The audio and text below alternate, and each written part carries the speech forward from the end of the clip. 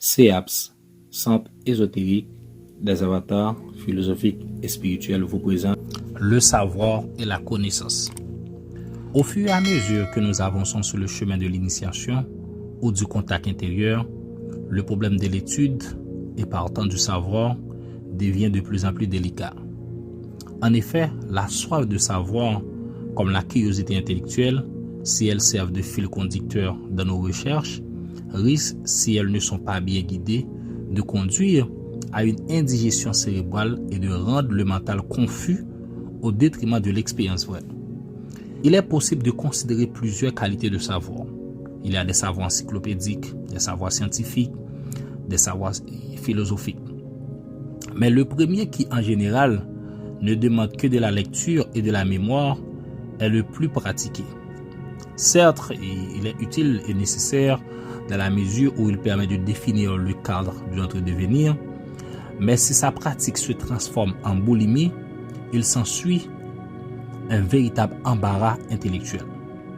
Nous avons souvent remarqué que dans les milieux ésotériques, nombre de personnes étudient diverses cosmogonies pour y trouver la révélation. Or, une cosmogonie satisfaisante ne peut venir que par révélation intérieure. Évidemment, en attendant cette étape, il faut bien chercher un canevas, une carte proposant un ou plusieurs itinéraires possibles, mais il est préférable d'étudier et de pratiquer une méthode, et une seule pour mettre solidement en place des structures qui serviront de guide, non plus vers un savoir, mais vers la connaissance. C'est pourquoi une étude comme la spiritualité peut vous aider à l'éveil intérieur et en conséquence à sa propre révélation. En l'occurrence, la spiritualité est identique à une sorte de structure sur laquelle chacun peut construire son édifice personnel. Sur le chemin de l'ésotérisme, les lectures les plus profitables ne sont donc pas celles qui remplissent le mental, mais celles qui affinent les mécanismes mentaux. De même, en est-il des exercices qui en découlent? Signalons en passant qu'au niveau pratique, le jeu d'échecs, par exemple, est plus profitable au point de vue méditatif que l'étude d'un texte cosmogonique, car le jeu d'échecs est porteur d'un symbolisme puissant qui contribue à l'éveil intérieur et qui affûte dans le mental à la fois les facultés d'analyse et d'intuition. C'est pourquoi, dans le développement intérieur qui conduit à la connaissance, il faut chercher ce qui nous apporte un résultat et soutenir. Ne pas se disperser dans de multiples voies, surtout si elles ne sont pas complémentaires. C'est pourquoi il est très important d'avancer avec beaucoup de précision et dans le domaine de la spiritualité.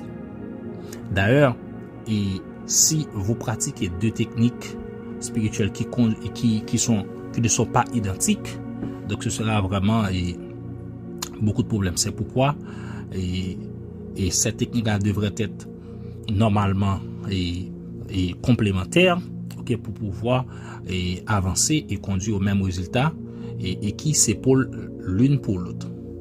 Si nous insistons tant, c'est aussi parce que nous pensons qu'il est utile dès le début du sentier ésotérique de prendre de bonnes attitudes mentales et de ne pas confondre utilité et curiosité, car il est vrai que nous avons parfois le sentiment de piétiner et nous piaffons d'impatience parce que notre travail ésotérique ne semble guère déclencher de résonance intérieure. Il est possible que notre mental soit saturé et que sans qu'il y paraisse, on soit devenu amoureux de ces idées. De ce fait, on a fermé la porte à toute idée nouvelle qui mérite toujours d'être examinée et en conséquence à tout progrès. Il faut de temps en temps faire une lessive mentale et jeter tout ce qui gêne notre devenir, même si ceci affecte notre sensibilité. Il faut avoir en permanence un certain vide mental, une certaine faculté d'accueil afin que les subtiles envois de notre moi intérieur puissent être accueillis par le petit roi de ce monde qui est notre intellect. Dès qu'un certain contact intérieur s'établit, alors s'ouvre le champ de la connaissance. Lorsque cela se produit, ne jamais utiliser cet éveil pour de vaines curiosités. Ne demandez à votre contact intérieur que ce qui concerne strictement votre devenir ou votre initiation. Ceci est impératif. Si d'autres connaissances vous sont inutiles, c'est votre moi intérieur qui vous les transmettra sans que vous ne les demandiez.